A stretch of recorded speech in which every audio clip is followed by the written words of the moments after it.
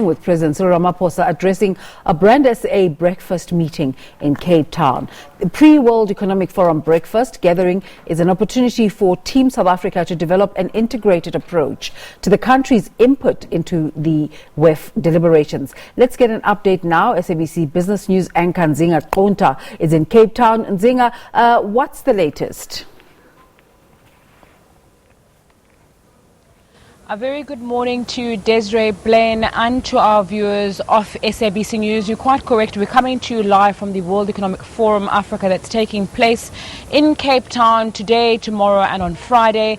The meeting is being held under the theme Shaping Inclusive Growth and Shared Futures in the Fourth Industrial Revolution. It's going to see about 1,000 delegates gathered here, representatives of 100 countries from academia, business, political leaders, civil society and more. We know that top of mind right now in South Africa and on the continent is the attacks that have been taking place and the response from different people across the continent on that.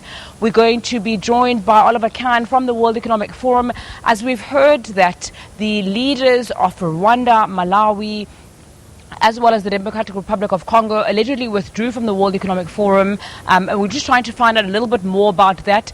Can you confirm that those leaders have withdrawn, and can you tell us the reasons why they've withdrawn from the World Economic Forum? Thanks, Nzinga, and thank you for inviting me on. What I can say is that we learned on Saturday that the government of Rwanda, the head of state, would not be able to join us. That's 31st of August. We also heard from Malawi last week. With regards to the Democratic Republic of Congo, we cannot say we've not heard either way. We do have over 12 heads of state and government confirmed. All other confirmations and travel plans, as far as we know, remain in place. And I have to say, this it's quite normal for regional summits all around the world. We have these meetings in other parts of the world every year, and we do have movements when it comes to the busy schedules of important top-ranking politicians.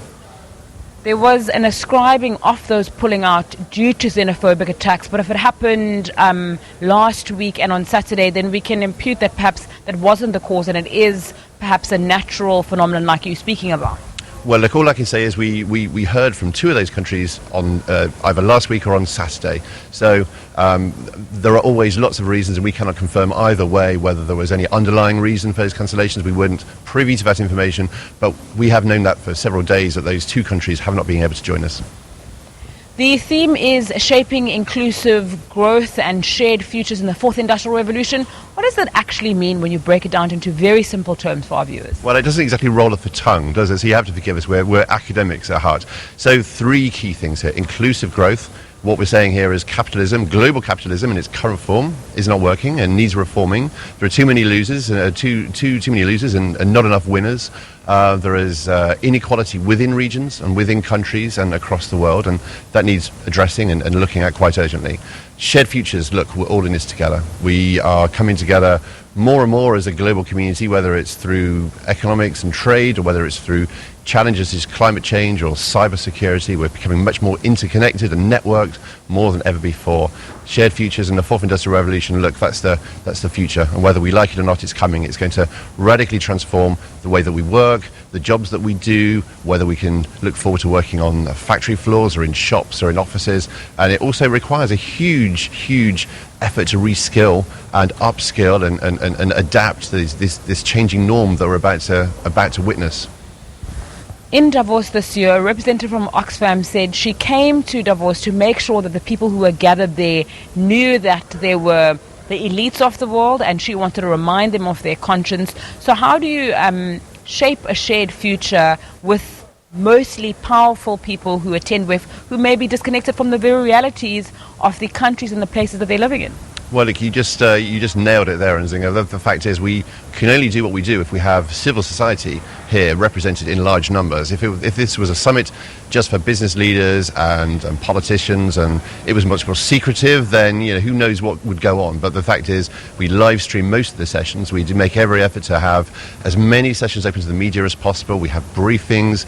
We invite civil society leaders like Winnie Byanyima, who is here again in Cape Town.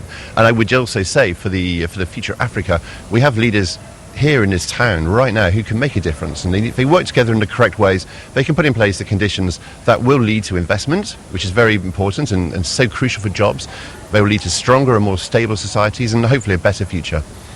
Oliver Kahn, thanks so much for your time on SABC News. Desiree and Blaine, Oliver Kahn, who's the head of communications of the World Economic Forum, just sharing a little bit of insight into what's taken place with regard to those withdrawals and, of course, what we can expect from the meetings. Our team is here on the ground, ready to give you as many interviews and insight as possible for the next few days as the World Economic Forum in Africa continues. With that, it's back to you in studio.